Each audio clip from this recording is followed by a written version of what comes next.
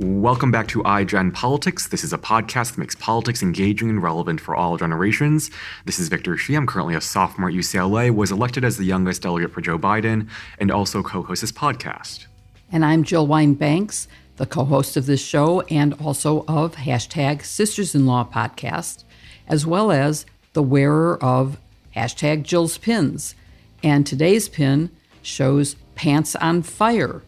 And that, of course, relates to the book most recently written by our guest today, Don Winslow, which is City on Fire, but also relates to his wonderful commentary on the current president, who I'm sure he would agree is pants on fire. On today's episode of iGen Politics, we have a guest who is a well-known, best-selling, and prolific author of crime and thriller novels, who is now also well-known for his riveting and gripping political ads. That makes Jill and me wonder what it's like for an author to get involved in politics, and if more high-profile authors should use their platform to raise awareness about the issues of the day. Our guest today is Don Winslow, whose book, City on Fire, is being released this month. I'm one of the lucky ones to get a pre-publication copy, and I can say you will not be able to put it down, so I look forward to meeting Don other than on Twitter and actually talking with him about the book. In addition to City on Fire, Don is the author of 22, yes, I said 22 acclaimed award-winning international bestsellers, including New York Times bestsellers The Force and the Border, the #1 international bestseller, The Cartel, The Power of the Dog, Savages, and The Winter of Frankie Machine. Savages was made into a feature film by 3-time Oscar-winning director Oliver Stone. The Power of the Dog is not the recent Academy Award nominee, but it, The Cartel, and The Border have been sold to FX to air as a major television series, and The Force is soon to be a major motion picture from 20th Century Studios.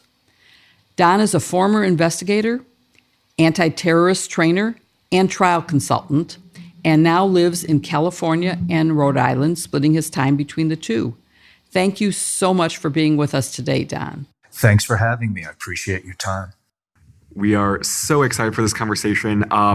Let's start with your background because you have such an interesting life. You're the son of a sailor and librarian. Mm-hmm. Tell us more about that. And where did you get your love for books and the idea that you could write books? Boy, from them. Well, the first question from them, my dad was a sailor who loved books, and my mom was a librarian who loved a sailor, My dad came out of, he was on Guadalcanal at age 18 with the Marines as a corpsman. Mm. And I don't think I really understood it until many years later, the effect that that's going to have. But he always said he wanted to just float around on the water, go to every zoo in Europe, wow. Which he did, wow. And read books. And that's what he did. So, my mom was a librarian at this little New England, I came up from a little New England fishing town, and this tiny library. And my mom was the assistant librarian there. So we always had books. Books were sacred. And my sister is also a professional novelist, by the way. We were allowed to read anything we wanted at any age. There was no censorship. And so I think that's where I got the love of books. In terms of wanting to be a writer, it's what I've always wanted to do. As long as I can remember, I thought if I could make a living telling stories, that would be the very best thing, Now, it took life a long time to agree with that. There you go. So it's hard to, you talk about your love for books. I know you can read anything. I'm wondering how you feel about this recent push by the Republican Party to ban books, including math books, and closing more and more libraries and bookstores around the country. That's more because of COVID, I suspect, but this ongoing push of limiting books. Well, listen, it's terrible. It's always the first move in the fascist chess game, isn't it? To limit information, to limit education. I have a lot of thoughts about education, if you want to discuss that. But I think it's horrendous. I think we forget sometimes what a revolutionary idea the free lending library was, right? Part of the birth of democracy, because prior to that, the only people with access to information, to literature, to ideas were wealthy people who could afford either to buy books or subscription membership libraries. So now the free public library comes along, right? Everybody can go in and read a newspaper, get a book, have access to these ideas. You know, when I was a child and going into this library, I realized I could not only travel in space in that library, I could travel in time. I could go anywhere in the world, actually the universe, at any point in time from that little space and in this little town. And so to start limiting, you know, children's access to ideas. And we always think children are so vulnerable that, you know, that they can't deal with ideas. I started a Shakespeare program here at the local elementary school. It's been running now for 25 years, where elementary kids perform Shakespeare, you know, scaled down versions of the play, but still Shakespeare's language. We were not surprised that it raised English scores in testing, but we were surprised that it also raised math scores, believe it or not. So I think when we're afraid to expose kids to ideas, you know, we're killing ourselves. I'm right with you. And Jill and I, we both love libraries. I know Jill has spoken a lot about her love for Chicago public libraries. I'm with her on that. And, you know, books are really just the closest thing for me, at least, to getting to like a alternate universe. It's really wonderful. You went on to study journalism at the University of Nebraska. Journalism is a little different from the type of work that you do now. Why journalism, and what did you want to do with your degree in college? And did you always want to become a journalist? Yeah, well, I thought it was the route to becoming a writer. And then, you know, in my early teens, I was reading, you know, guys like Jimmy Breslin and Pete Hamill, you know, and they were very attractive to me. And I thought, yeah, that's what I want to do. Now, having said that, I think I spent until my sophomore year in the journalism school. And then I was selected for this special areas program in African studies. And so I transferred out and went to that. And speaking of, you travel to Southern Africa, people who have a love for traveling are some of the most observant and creative people I know. Do you think traveling has helped you in your creative process and as an author? Oh yeah, absolutely. I can't imagine it without it. You know, I went to South Africa in the bad old days as a student journalist in the bad old apartheid days. You know, was arrested several times there, ended up in Kenya and eventually went back there. Yeah, I mean, look, it's a cliche, you know, that travel broadens, but it absolutely does. And it gives us an international kind of perspective. And the thought that, you know, as much as I love my country, and I absolutely do, we're not the only people who have good ideas about how to do things, you know.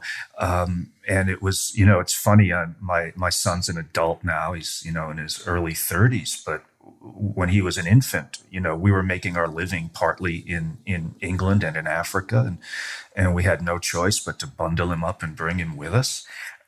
He ended up majoring in international service in college. So yeah, I think absolutely, you know, it's a great You mentioned thing. that it took a long time for life to catch up with your goal of being a writer. So tell us about what you did before becoming a writer.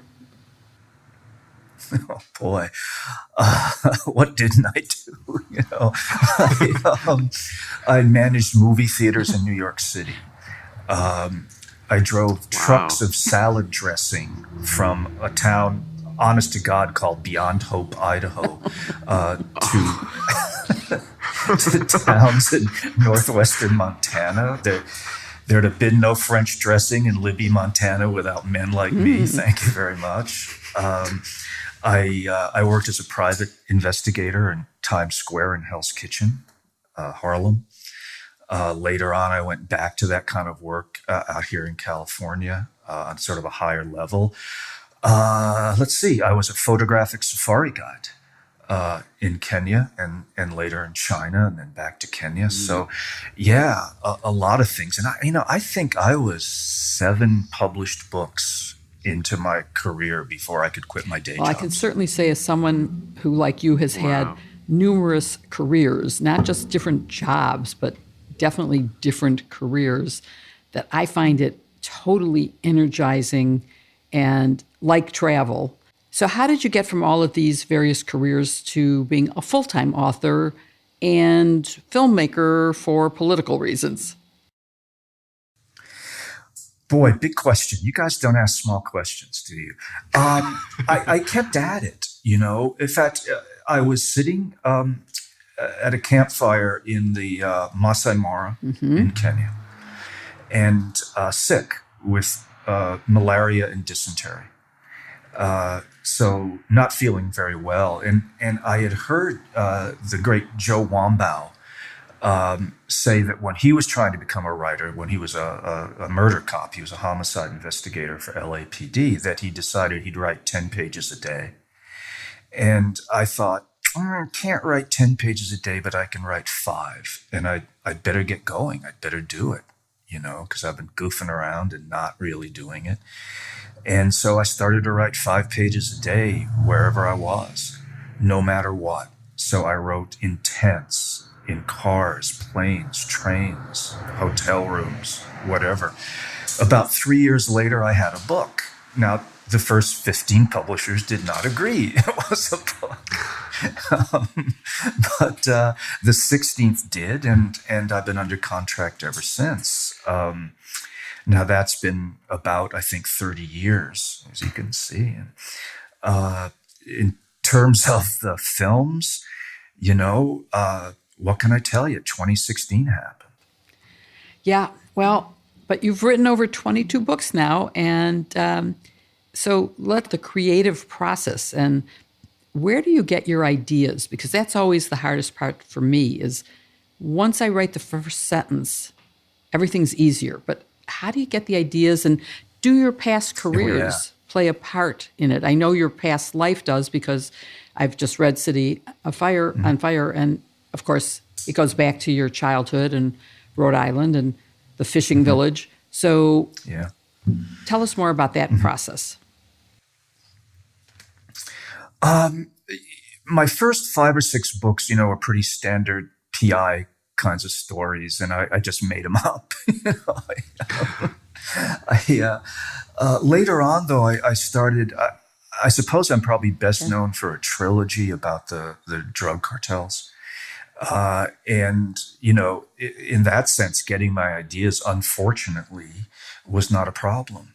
The ideas were in your face every day, and those books there's nothing actually in those books that didn't happen in one form or another. They're fictionalized, but there's not a single incident that didn't happen in real life. And I think the first book took me close to 6 years, because 3 years of it was research, learning about drug trafficking and the situation in Mexico, and interviewing people and hanging out and all that kind of stuff you do. So the ideas have never been a problem, because I kind of look at the world around me and go, well, that's interesting, or, I should write about that, or, So, and I treat it like a job, I start work at 5:30 in the morning, and Whoa. I take some breaks, but I work roughly until 5 in the evening, and I feel the same way. Thank you. You had me at 5:30. I'm someone who's going to bed about 5:30. Yeah, I usually go to bed about 3. Well, we leave. My best work is from right? 11 You're a p.m. night- to 3 in the night morning. owl. That's when I do my best work. But Wow. okay, so what? Boy, not just mine. Because Victor is already a good writer, but I want to know, what advice do you give people his age on improving writing skills? Because that is one of the most key skills anyone can have, no matter what career. They don't have to be professional writers, but communicating skills are so important. Do you have any advice? Yeah, I do. Of course, having been around for a while and, done this a couple of times, I do. It's going to sound glib, and I don't mean it to. Write and read. Good writers are good readers, and they read good stuff. It's kind of like food, it's sort of garbage in, garbage out. If you're reading great stuff, you're going to tend to write better. If you're reading garbage, that's probably what you're going to produce. And the other thing is I think sometimes we get frozen because we're trying to write perfectly on the first draft.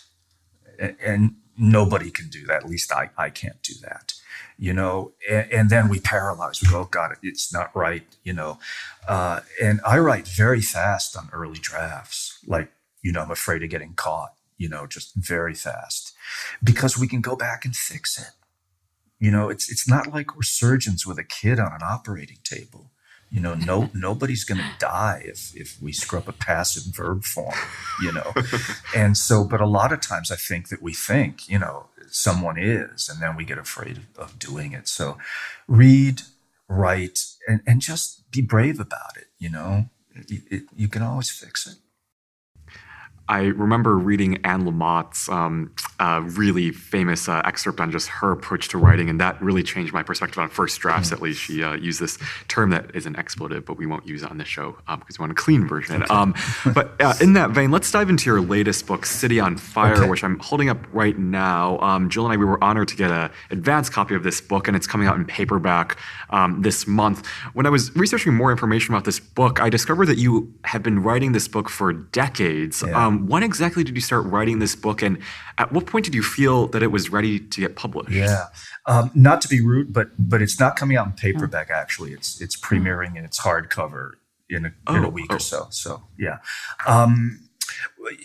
it took me a while. Look, back in the early '90s, I guess, I realized how ignorant I was. A lot of people came to that conclusion earlier, but it took me to the mid '90s. But I had this quite good but narrow education in African history and military history. But I realized that other than Shakespeare, which has always been a kind of a passion, I didn't know much about literature. And so I grabbed one of those great books lists and I said, I'm going to read the whole thing, which took me about 7 years to do. Early on, though, obviously I hit on the Greek and Roman classics, and they struck me. The parallels, rather, between them and real-life crime stories that I'd grown up around were absolutely striking.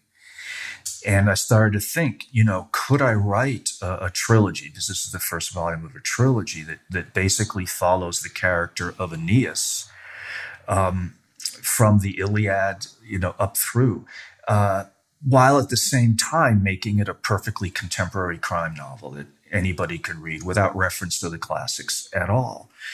That took some time. I was writing other books. I was writing that drug trilogy, but I think that the deeper and better answer is I didn't have the confidence for quite a while to write about my home. I think I needed the time and the distance to see it in a more objective way. To see it in a fonder way, maybe. We've talked about travel. I left there when I was 17 years old and wandered the world, Africa, Asia, Europe, all over the United States, finally winding up out here in California, and it took me a while to go home. And then when I started going home, I started to rediscover this passion for it, and this love for the locations and the people. And so finally I thought, after decades, because I've been playing with this book. I wrote the first chapter, I want to say 27 years ago. So I've been picking it up, putting it down, picking it up, and then finally thought, okay, I think you're good enough now to write it. Can you talk a little bit more about that process of rediscovery? Yeah. My wife and I, started to go back there for longer periods of time to take care of my mother, who was in her decline, frankly. And so we at first go back for a few weeks, but as she required more time, it then turned into months, and pretty soon it was half the year. So it was during that process that I started to fall in love with the place again. It's funny. I've often said, and it's true, I never get tired, for instance, of driving the Pacific Coast Highway out here. It's all every time I do it, it's exciting, right? I started to feel the same way about these little places in Rhode Island. That I was jazzed about going to them, and most of them are within 5 miles of my house, including this old village that I grew up in. And I think for me to write a book, it requires that kind of passion. I have to be in love with it. And so that's, more or less what happened there. Yeah. So we want to give our audience the chance to read your book, but I will just say it's such a great and gripping book. Every page, it's like unexpected. So can you give our audience a brief overview of the plot and what you want readers to take away from the novel? Yeah, look, it's a crime novel. I'm very much in my genre and very happy there. It's about a guy named Danny Ryan, who starts off as a longshoreman, but connected with the Irish mob there. And he and the Italians, mob are all friends. And then there's an incident that happens on a beach involving a woman. And that serves as the pretext for a war between the Irish and the Italians for control of New England, which sort of mirrors what was going on when I was growing up there. And so we follow Danny as, he goes from a foot soldier to a leader and his life changes. I want to move us to talk about your compelling videos, but before I do, listening to you say you didn't have the confidence to write it despite how many books you had published, made me feel better because I was asked to write a book right after Watergate. So, nearly 50, well, less than 50, but almost 50 years ago. And it took me until 2020 to actually do it. And part of it was because I didn't think I had anything interesting to say. And I didn't have the confidence to do it. So that was a first book. So I'm glad to hear that it's not just my problem, but let's talk about your. I know. I think we share it. I listen. I wake up every morning wondering if today's the day. That I'm going to hear the bucket scrape at the bottom of the well. Definitely not. You have many more books ahead of you, and many more videos as well. Yes. And I want to talk to you about your political videos, which, first of all, how did you start that? When did that come about? And doing a video has to be different than writing a book. Mm-hmm. Yeah, we, when I say we, I mean my agent, my partner, and my dear friend Shane Salerno and I. He's a A-list screenwriter in his own right, A number of years ago, I don't have the exact date in my head, but we decided that we needed to speak out on some issues. I had done this drug trilogy, and we started to feel that if I didn't do something, I was just another guy making money off the drug trade. Those books were good to me. And I think those books did some good in terms of telling people what was really happening in the war on drugs. So I took out a full-page ad in the Washington Post advocating an end to the war on drugs. Similarly, later did an ad in the New York Times about prison reform and sentencing reform.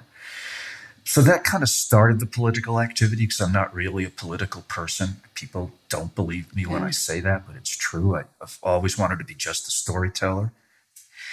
But then 2016 happened. And we thought, we have something of a platform. I'm not a big name, but it was something of a platform, more especially when a book comes out. And we thought we'd start using social media to produce some videos and content that spoke directly to people in pretty simple and sometimes admittedly tough ways. Because we felt, and I feel, that this has been an existential moment in American democracy, and that we need to do what we could do. And so that's what we've been doing. And I just want to say for our audience, if you follow Don on Twitter, you'll be able to see his videos. But is there anywhere else that those are available? Oh, they're picked up all over the place. Again, I'm a techno moron, but they always seem to be on YouTube and various and we will things, But yeah, if you go on Don Winslow Twitter, you'll find them. I've been shocked. I mean, shocked that they've had something like 250 million views. I can't even get my head wrapped around that. They're very, very well done.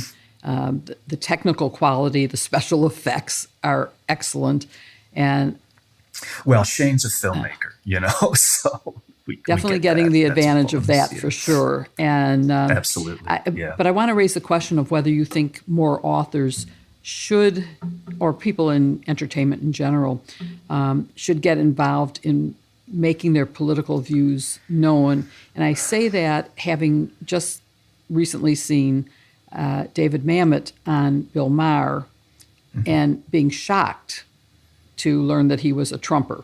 And so sort of going like, well, I'm going to tune him out from now on. So is there a risk of losing your audience, by doing that? Yeah. Yes. I sometimes, get messages to that effect. I get a lot of, most of the feedback has been very positive, and supportive, and some of it has been vitriolically in the other direction, people who want me dead. But listen, I can only speak for myself.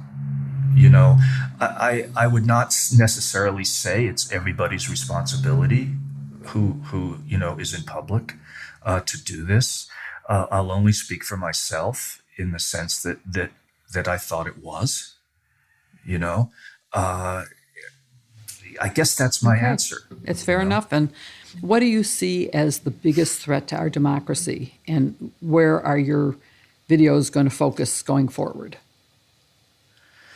Going forward, we're pretty reactive. Yes. Do you know what I mean? It depends on what's in the news, and what's happening. The biggest threat to democracy is Trumpism. Clearly, in my opinion, but I'm right, the neo-fascism that it represents. Look, we had an insurrection. We had a man and his cohorts tried to overthrow the government of the United States, tried to overthrow a democratically elected president. And they first tried it, subversively, although we all heard the tapes of him, talking to people about, getting votes, manufacturing votes.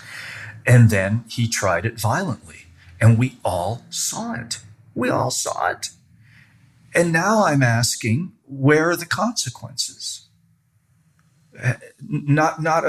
He hasn't been indicted, much less, or subpoenaed. Not a single Republican lawmaker who, in my opinion, but I'm right, were accomplices before, during, and after the fact, have been called to this committee under oath. The Justice Department hasn't indicted anybody. And so people sometimes say to me when I get on about this, is obviously I'm getting a little overwrought right now, and I'll dial it back. They say, well, it's in the past. What does it matter? Let's move on. Well, it's not in the past. And if we don't do something about it, we run a very severe risk of it happening again. And that's what I mean by an existentialist moment for American democracy. Well, based on what you're saying, Sorry no, for the not speech. at all. And you Apologize. shouldn't tone it down for us. But I just want to say we just recently interviewed Ruth Ben-Ghiat, and you will definitely want to listen to that episode of our podcast, because she makes clear the continuum of autocrats from Mussolini to Trump and Putin, and how much of an existential threat there is, and how much the Republican Party has transformed into an authoritarian party. So I think you will like listening to that episode. I will. Look, I mean, Trump is Mussolini with, worse hair and less a command of English. But, I shouldn't make jokes about this because, it is serious. And we see, his sickening love affair with Putin and where that's gotten us. And this autocratic thrust, worldwide is frightening. And to add on to what Jill said, I mean, the idea of accountability and prosecution is so important, as Ruth laid out. But we want to end the podcast by talking about the future. You're really busy with writing and creating videos. Besides City on Fire due out next week, you also have a book, While Drowning in the Desert, available for pre-order, coming out later this year. Are there any upcoming videos or books you want our audience to know about? Oh, boy. Well, A City on Fire, again, is the first of a trilogy. And so it comes out this April, the following April, and the following April. So all of that. Listen, I've been very blessed in this life. There's a whole bunch of film and television stuff happening that, I don't know that we have time to get into, but that's all very exciting. And I'm just, listen, life's worked out pretty beautifully for me. And I'm, very grateful. And we're very grateful that you were willing to spend some time with us today. We thank you very much and encourage our audience to pick up your book when it comes out. Thank you very much. I appreciate your time. Oh, there it is. Again, it's City on Fire, and this is the what it looks like, or what it will look like once you order your book. So thank you, Don, for joining us. Thanks very much for having me, guys. Thank you so much for watching or listening to this episode of iGen Politics with Don Winslow. We hope you found it riveting and that you'll come back next week for another episode of iGen Politics. In the meantime, we hope you'll subscribe on YouTube, like this video, hit the bell for our weekly notifications, follow us wherever you follow your podcasts, and leave us a 5-star review and rating on Apple Podcasts.